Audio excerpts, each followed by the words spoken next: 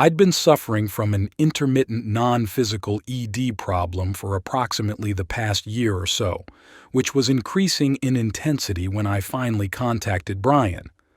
As a 36-year-old married man, this was wreaking havoc on both my own personal happiness and the strength and quality of my relationship with my wife.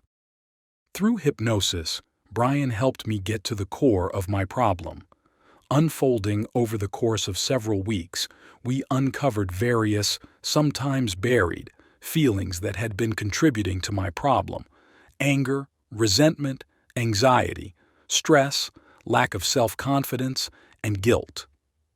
Each session, we picked off one or more of these negative feelings from the past and worked to eliminate these feelings in my present. This strategy was highly effective, as I could actually feel changes in my thought patterns and usually would notice improvements as we built on this work week after week. I now feel as though a huge weight has lifted off my shoulders and my problem has not recurred. For those of you considering this technique, this is not an exercise in passiveness.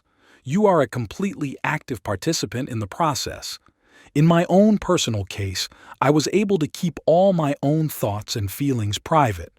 Using alternative techniques, Brian was able to help guide me through my issues without needing to know the intimate details of my life. This was very important to me. Brian can help you, but ultimately, you are responsible for doing the work, finding the core of your problem and taking the necessary mental and physical actions needed to fix it. If you are willing to face your fears, demons, true feelings, strong emotions, etc., and beat them once and for all on your own terms, this exercise is for you.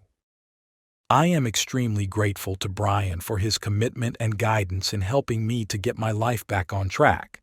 This hypnosis work has had profound implications on both my intimate relationship and my personal state of mind. If you are considering hypnosis as an option, I cannot give a higher recommendation than I can for Brian.